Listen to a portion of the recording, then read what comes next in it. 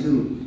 We had a fire and an explosion in the snow skid, but that was contained within that building and that area. Right next door to it was Cabras 1 and 2, and it ran through that after that fire. So again, it's not, but as far as the storage tanks and everything, I'm not aware in all these years that any has occurred. Now, it's been said that the one that happened in the port, that was a gasoline fire. I think lightning hit the tanks at that time, right after Typhoon Consona. So, but again, we're not going to mitigate, we're going to look to make sure that we address any concern that could come up with that. So one of the questions here, what may be the biggest risk? Perhaps a fire from the storage tank. But again, I like to say, I haven't seen it. It will be well designed, and it will address have fire protection system to take care of that. So again, with that, I'd like to open it up to, I think, questions, right? Yeah. Let me just bring up a couple points and we'll do that real quick. John pointed out the location. This is actually a better map. He pointed out that the existing power plant is right here. The substation is right here. So this property is directly behind it, and it's only separated by a 100-foot right-of-way, which is as wide as Marine Drive. This right-of-way is not a road yet, but it is a 100-foot right-of-way. And I just want to mention also that the zoning, this whole entire area is already M1. There's commercial zone over here. Actually, the hospital is in a commercial zone. There's M1 over here, and this area over here is the R2. So the intention is to rezone this property to industrial for hospital. M2 for the power plant. Okay. So again, this is the treatment plant is up here. The sewer treatment plant is up here. This is the barracks. There's an industrial park coming up there. So and again, for those of you that are familiar with the history of Okudu, this was formerly a Air Force housing area, Northern Harmon Annex, I think it was called. So it's already been cleared once by the Air Force when they had, I think they had houses and baseball fields and clubs and other things here. So it is not virgin forest area with wetlands or plants and animals that are endangered at this point. So just to take you there, it's directly behind the Harmon substation. This is the Medical City Hospital right here. Okudu High School is here, about 2,000 feet away. It's about 2,300 feet away from the treatment plant. The 2 Hours Point intersection is right about this point.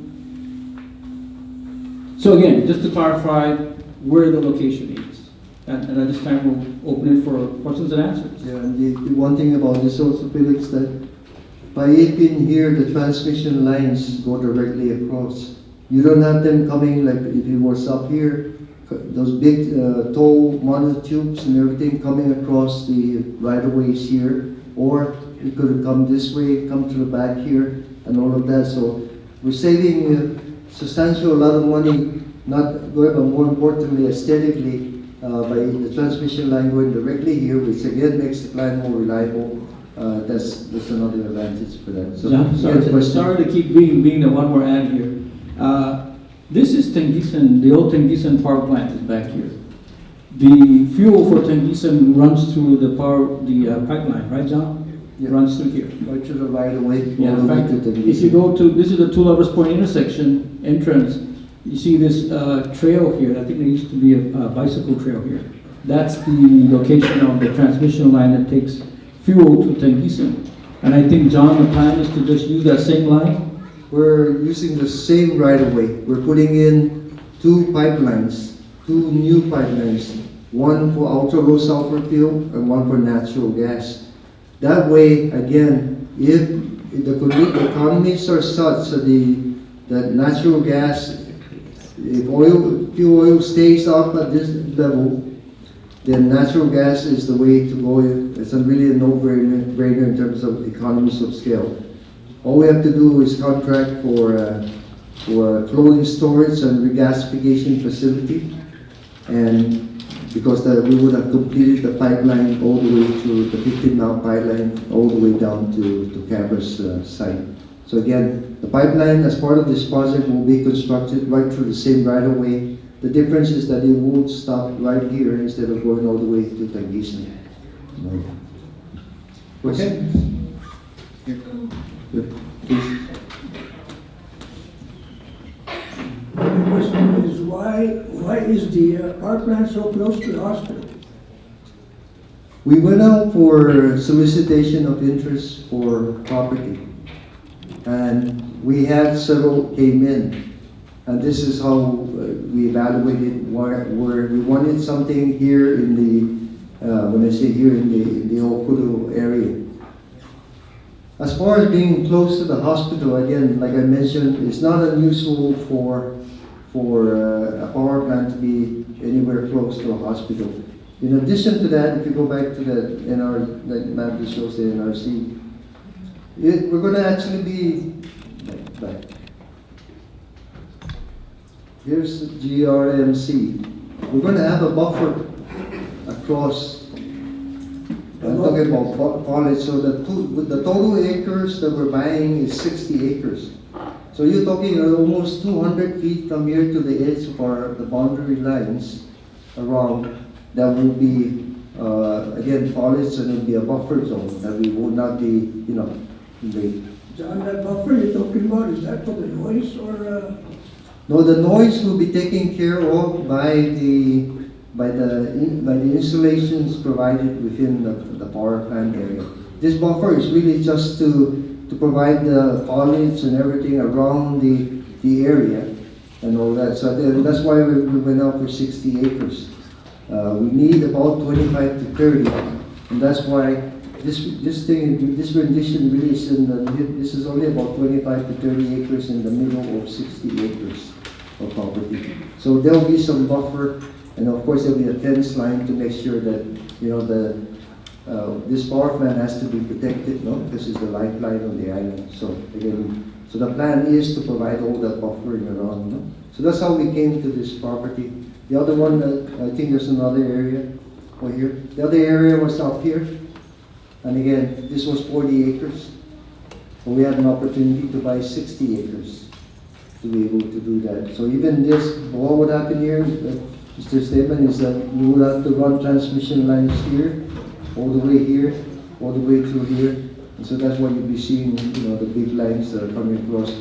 Here, you're not even going to, our plan is to be aesthetically good and nice in this area and really not be noticed. No?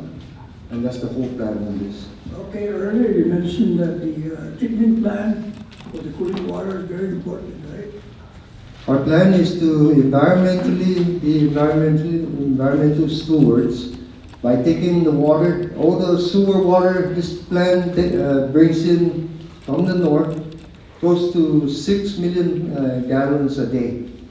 What we're going to do is that we're going to treat that water to non-potable, not drinkable water, and then we're going to bring it back here into the power plant and use that for the cooling of the plant, so that we're not tapping the aquifer. Okay, so why isn't the power plant moving back closer to the wastewater system?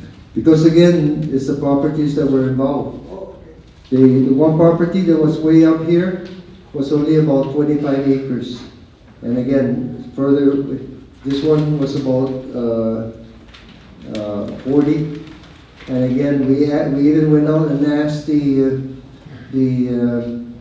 Guam Land Use Commission to purchase 40 to 60 acres of their property so we can put the power plant and ancestral land, I'm sorry. And they said no. So we had to move on because we had to get this power plant. So again, after that, we went out on a solicitation of interest. Several parties came in, and this was evaluated as the site that, and so again, the difficulty again is that it wasn't all the other properties around our M1. This property is still an R2, so that's why we're going through this process. Thank you. Thank you, Mrs. Taylor. Question, anyone?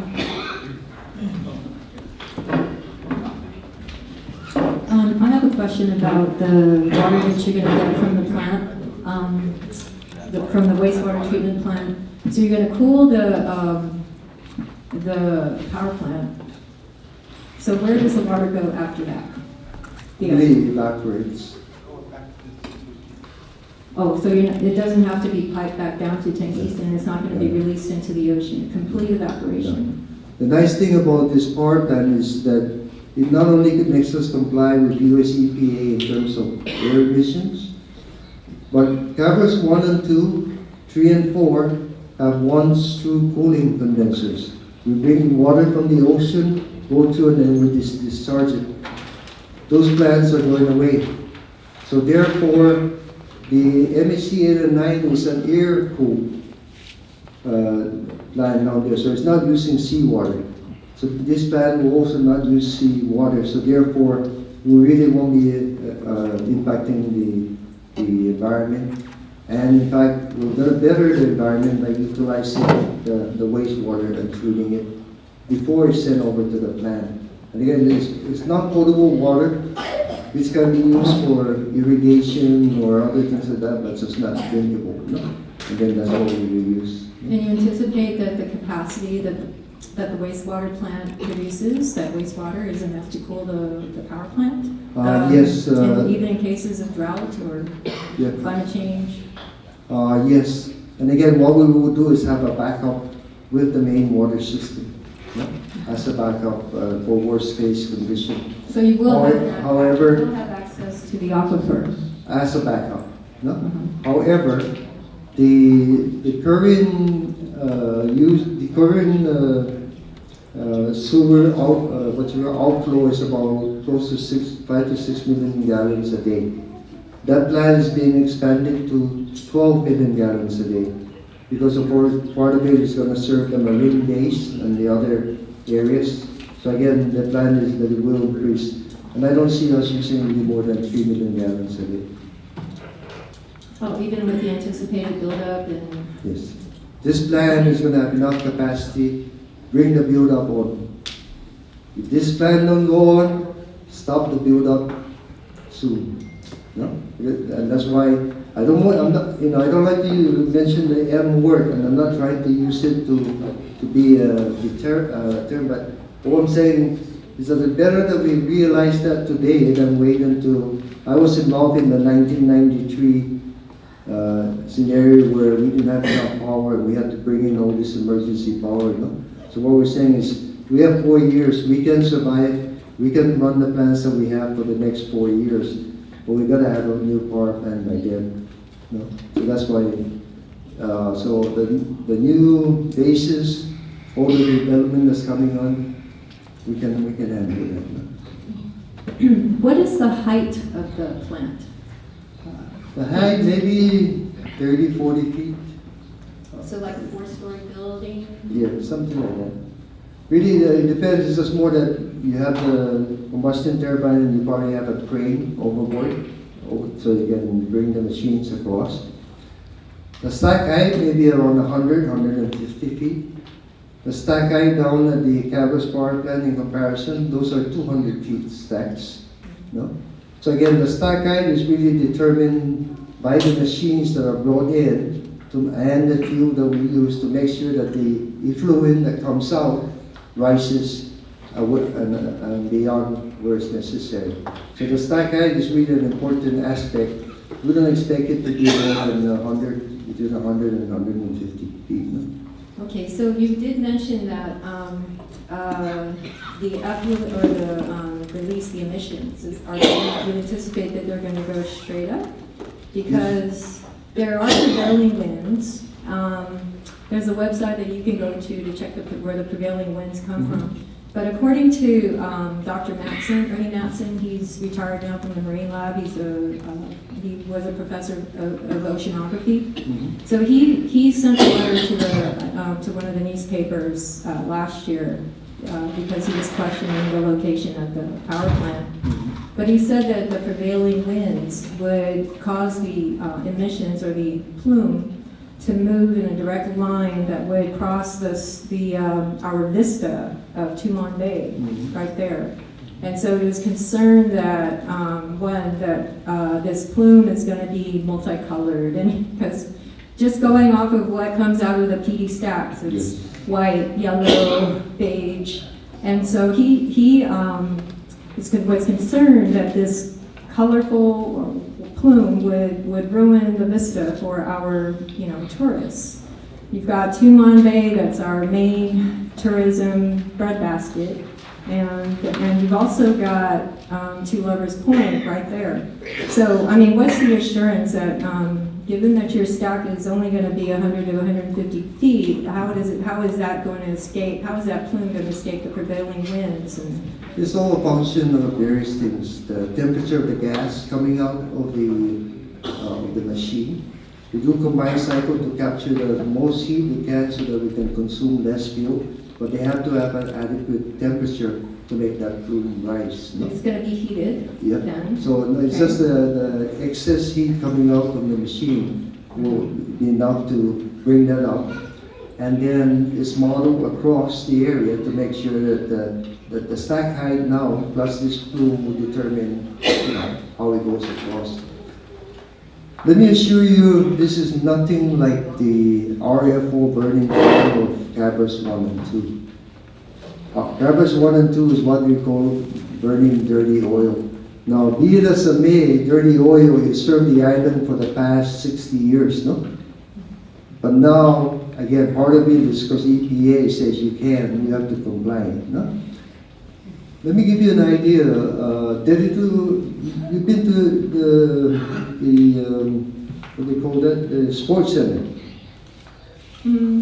I've seen the sports center. Seen the sports center. Notice right next to it, there's a power plant. That's a power plant that burns ultra low sulfur diesel. So you could hardly see the emissions come out. No? This plant is even more efficient than that and much more cleaner even than that. Then you do CT1 and 2. That's another one that burns ultra low sulfur diesel.